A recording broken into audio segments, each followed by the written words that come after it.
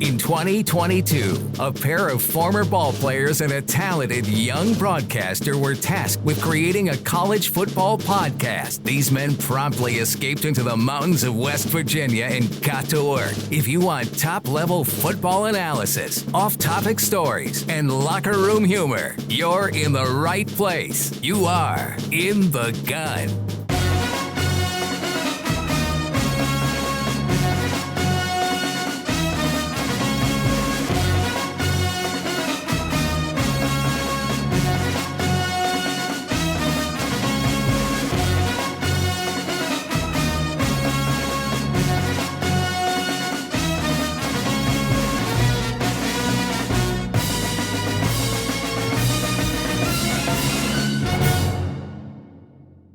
In the Gun, episode number 62, the Buffs on the move. We could have the next wave of college football conference realignment official here any moment. And this is a little emergency edition of ITG, if you will. Jed is in his car. Owen is in the kitchen. I am in the bomb shelter from Oppenheimer. My dorm room at Steelers training camp. And this episode of ITG, as always, brought to you in part by our friends at BetOnline. BetOnline is your number one source for all of your sports betting needs. You can get the latest odds, lines, and matchup reports for baseball, boxing, golf, and more. BetOnline continues to be the fastest and easiest way to place your wagers, including live betting and your favorite casino and card games available to play right on your phone. So head to the website or use your mobile device to sign up today and get in on the action. Make sure you use the promo code BELIEVE when you sign up for your 50% welcome bonus on your first deposit. That's BLEAV at BetOnline, where the game starts. Gentlemen, a quick headline to get us started before we jump into some of this stuff. Don Nehlen inducted into the High School Football Hall of Fame, so congratulations to the legendary WVU head coach. Another well-deserved accolade in his repertoire there on his resume, the National High School Hall of Fame. So big congratulations to Don Nehlen. And then Jed, we also have some moving and shaking with Joe Manchin and Tommy Tuberville, right? What's going on with this NIL bill that is being proposed in Congress, I believe, correct? Well, I apologize in advance. I think I have a tin can and a string for my internet connection here. I'm in a rainy parking lot in Buchanan, West Virginia, and I'm still looking for Andy Dufresne to walk behind you on screen there, Wes. But yeah, you had Senator Joe Manchin and Tommy Tuberville tag team on this piece of legislation that they've submitted. It was one of a couple pieces of legislation in the last couple of days that have addressed the topic of NIL and the portal. And what they're trying to do is really wrap their arms around some way to regulate this moving forward. Now, this might just be the starting point. It's certainly not going to be the end point, but a couple things they look to address. They wanted to grant the NCAA authority to actually oversee NIL activities by each school. They want each, we talk to these collectives all the time. They want each collective to somehow have an association or registry with the school. And then at the NCAA will be able to look into it. The bill also talked about limiting transfers to a kid can transfer only after he's on campus or with the program for 3 years. So what I would imagine is this is far from a finished product, and I can't imagine this is going to pass in its current form, but at least it's a starting point for a conversation. And it seems like every one of these conversations we have about where's college sports at large going to go, where's college football going to go, so many of them end with Washington, D.C.'s involvement. There's going to have to be some form of regulation out of D.C. is what it feels like. And maybe this is the start of some version of that to come. We need to find a way to regulate NIL. We need to find a way to regulate the transfer portal. Again, I don't think this is a finished product by any stretch of the imagination. One of the things you keep hearing, and your boy Pat Narduzzi was in the news the last couple of days. I was hoping you were going to bring that up. Yeah, my favorite. Look, we need some sort of salary cap. And he's not the first person to say it. We've heard many other coaches say some version of that. Here's what you have to understand. And I always try and distinguish it this way. The NFL does, in fact, have a salary cap. And that parity that stems from that salary cap is what makes the NFL as competitive as it is. It's what makes it goes a long way toward making it the most successful thing in the history of network television. It's what makes so many games come down to the final 2 minutes. The parity of the NFL because of the salary cap. The New York Giants can't outspend the Green Bay Packers, who might be a small market team. They're all only allowed to spend X amount. It changes every year. What is it, around 215, 220 million a year? Mm-hmm. So yes, that's true. There is a cap on what NFL teams can pay their players. But you know what? There's not a cap on. There's not a cap on what State Farm can pay Patrick Mahomes to do commercials. Right, that's NIL. Right. So people are conflating these two things. You can't really, it's much more difficult to put a ceiling on what a player can make on their own name, their own image, and their own likeness. Now, you can govern or try and legislate what a school is allowed to pay its players, but that doesn't mean if an outside entity, an outside company tries to approach a player and say, hey, will you be on our commercials for X amount? You can start governing that kind of thing. The NFL doesn't govern that. Nobody governs that. So there has to be some way to streamline all of this. And it's not as simple as some people make it. But again, at least this is maybe some form of a starting point, right? Yeah, I agree 100%. I mean, everybody's got to get their hands in the cookie jar. That's what it's really about, right? Yeah. I mean, come on. Yeah. That's what it's about. It's about making money off of people that are making money. Mm-hmm. There's a sinking suspicion that college football, as the second most popular sport in America, behind pro football, right? Pro football, the NFL generates $10 billion a year with its 32 teams.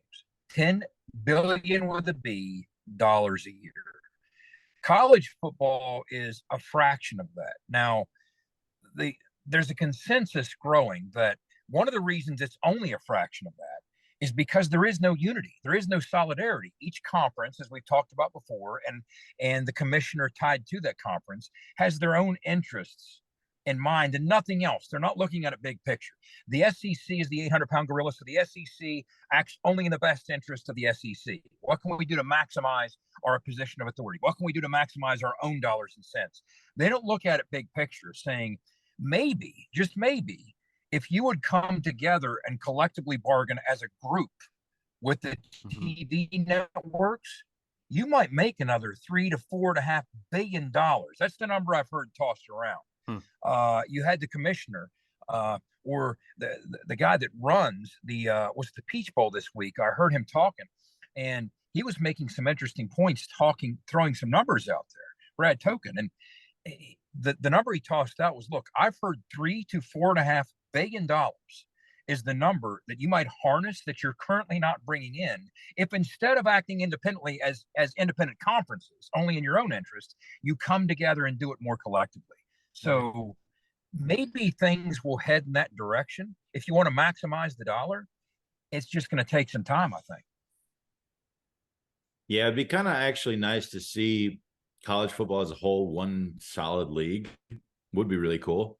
And then you'd pay, obviously, the divisions. That would be the conferences. Mm-hmm. But who knows? I mean, it's few and far between. So much would have to be up in the air. And then you're talking about, there's probably a lot of hide and go seek when it comes to all the dollar bills. Sure. Absolutely. Well, it used to be hide and go seek with all the dollar bills, right? But now it's just with some of them, because this all used to be under the table.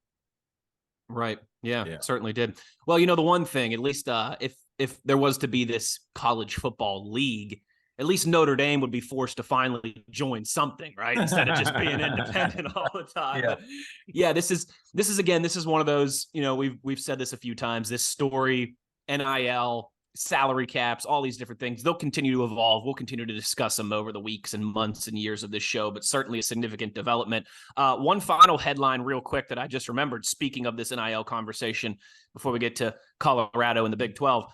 Did you guys see the Country Roads Trust lager that was announced today? The Country Roads Trust what? Lager. So Big Timber Brewing Company and the Country Roads Trust partnered, and they just announced today the beer is going to be available like next week starting in August. It's a Big Timber lager called Country Roads Trust, or I think it's just called Trust Lager is what it's called. and 15% of all sales go to the Country Roads Trust NIL fund. So, I mean, Big O, you and I don't need any excuses to drink lagers, but if 15% of the money's going to WVU athletes, baby, I'm all in. I'm all in too. So that's, again, Jed, like you've always said, like I think that's how we kind of altered NIL when it first started. It was like, here's some 15% from some beer money and from your local car dealership and all these different things. Country Roads Trust, man, they've been on the front foot. I love it. And they're giving us in conjunction with Big Timber a trust lager. And so I can't wait to get my paws on some of that. Thank you to Toothman Ford. Of course, we all know cars cost less in Grafton. Great inventory on their website. Make sure you check it out. Make sure you show some people love that are showing so much and giving back so much to the university and to all of our athletes. Gentlemen, all right, here we go. The reason for this podcast, all reports indicating from many different credible sources that it's just a matter of time. Heck, it might happen here while we're recording this podcast, that the Colorado Buffaloes will be going back to the Big 12, where they used to be about a decade ago before they hopped ship to the Pac-12. This is, again, another wave of the ever ongoing and evolving conference realignment. This is something that we have discussed before, gentlemen, but Jed, now it sounds like it's just about official, maybe a couple more T's to cross and a couple more I's to dot, and then Colorado is going to be back in the Big 12 once again. Yeah, Brett McMurphy has kind of been the tip of the spear with some of this with the Action Network, and he was reporting even as early as yesterday that Board of Regents meeting today. We're taping Thursday. This is going to drop on Friday. So 2 consecutive days, Colorado had Board of Regents meetings on Wednesday and Thursday. And obviously, what people are surmising is that was one of the key points of discussion is the leap to, or the return to, I should say, the Big 12. I mean, you have to believe that the relative instability of the Pac-12 has bred most of this, right? Now, once again, and we've mentioned this on here before, credit to Brett Yormark for, I think, kind of outmaneuvering some of the other players in the game when he negotiated this media rights deal for the Big 12. Not only did he find a way with our TV partners to have a bigger payday than we had with Texas and Oklahoma as members moving forward. Not only did he do that, that's one feather in his cap, but maybe the bigger feather in his cap was he convinced the TV partners that it was in their best interests if the Big 12 was able to recruit or woo another Power 5 member, they would immediately get a full cut. And it's not chump change that we're getting big paid as a Big 12 member with this deal, right? So now bear in mind, the 4 new members that just joined the league July 1st, they're not getting that full cut. Theirs is incremental. They have to work their way up to it, just like we did when we joined back in 2012. But Colorado, if in fact they land in the Big 12, which seems imminent, they will get the full financial allotment. And that has to be pretty enticing if you're parked out there in the Pac-12. You just finished your media meetings, and no announcement was made in terms of a media rights deal. One doesn't seem forthcoming. You don't know where this is going. I mean, it seems like on some level, Oregon and Washington are kind of sitting back and hoping for an invitation from the Big Ten. Why hasn't it come in the last year? I don't have an answer to that. Maybe that means it's not coming. So there's even chatter that beyond the 4 corner schools, because for a long time, the 4 corner schools have been the ones that have rumored, hey, maybe they'll land in the Big 12. Obviously, the 4 corner schools being Arizona, Arizona State, Colorado, and Utah. Well, there's chatter that it might even involve an Oregon or a Washington because of this instability. We don't know the answer to that. I don't think anything else is as imminent as we felt this Colorado news was. We've said for a couple months now that everybody had the sense that this might even happen before football season started. It does look like that's going to play out. But I'm telling you guys, hats off to Brett Yormark for that full payment. If a P5 team jumps in, little clause. Man, that is a heck of a carrot to dangle right there. A heck of a carrot. No, it is. You're right. That's because, again, you don't have to have that ramp up period where you're losing revenue for a few years. You jump right in, getting your full cut of the pie. And I tell you what, it's Big O. It feels like too, like we always say this, but like this is, and Jed kind of alluded to, probably just a start of the dominoes, right? I mean, could be Oregon and Washington, could be the Arizona schools, could be Utah. as this stuff continues to happen, some of those ACC programs like Florida State and Clemson that think they're not getting enough, who knows, maybe there's more smoke and fire there. This feels like another significant, again, domino to start another kind of wave of this conference realignment potentially. Yeah, absolutely. And it's kind of nice. There's so much kind of razz around Colorado's program right now with Dion being there. So I'm sure he obviously, in my opinion, probably had a little bit of say in that, getting Colorado, to jump ship from Pac-12, because we just don't know what's going to happen there. But who knows? I mean, if it does domino, I could see kind of the whole NCAA football league maybe really happening quicker than, we thought it would, just because of, you're going to end up losing these teams, and who knows what will go there next. I mean, it's so up in the air right now, but we'll see what happens. And speaking of Dion, guys, from his days with the Cowboys, he still owns this massive ranch outside of Dallas. And there's all this talk about how forward he's looking to getting back in Texas and staying at his ranch while he recruits the state of Texas. There you go. That's a brand, or that's a state that in the past served the Colorado program very well back in the Bill McCartney days when they were kind of at their peak in the early 90s. So let's see where it goes, but exciting news. But it very much feels like this is far from the last shoe to fall. If I had to guess, I hate to attach timelines to it because I have no idea. It just feels that at some point, somebody's going to bust up the ACC. Now, when you talk about the ACC, they talk about the ironclad grant of rights. They talk about the media deal through 2036.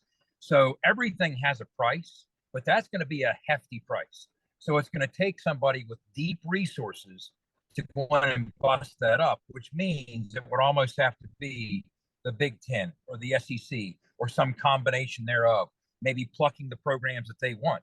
And I'll tell you what, whatever scraps, quote unquote, are left behind, if in fact that does come to pass in the years to come, that would be very enticing for an Eastern wing of the Big 12, some of the old Big East mates that West Virginia knows a lot. So who knows where this goes? Give me Pitt, give me Virginia Tech, give me a couple of those Carolina schools. Let's do it.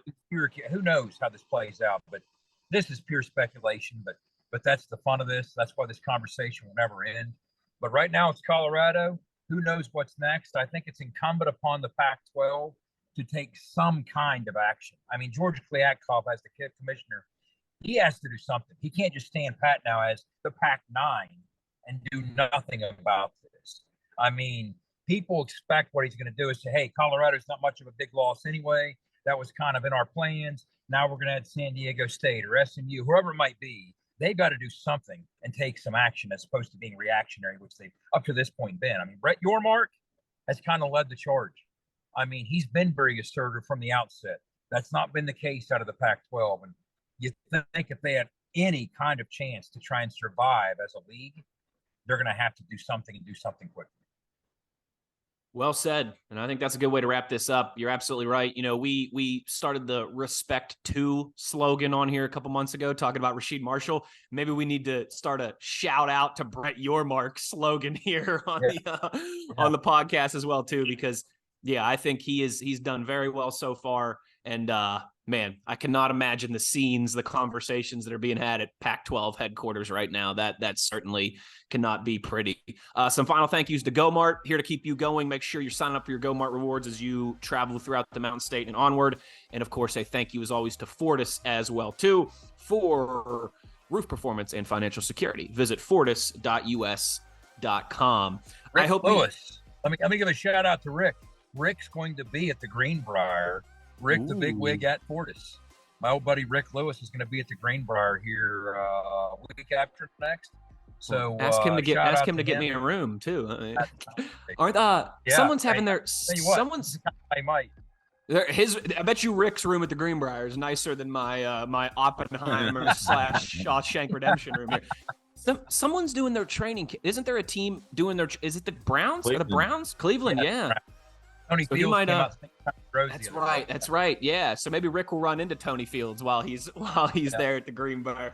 Pretty cool. But yeah, again, Jed mentioned it, but I'm in this echoey room. He's in his car with it raining in the background. So if the audio was not the best on this podcast, we apologize. Thank you all for bearing with us. And thanks to our guy Skylar for producing this and putting this all together as always. Everybody enjoy the rest of your week. Have a good weekend, and we will talk to you in August. For Owen Schmidt and Jed Drenning, I'm Wesley Euler. You've been in the gun.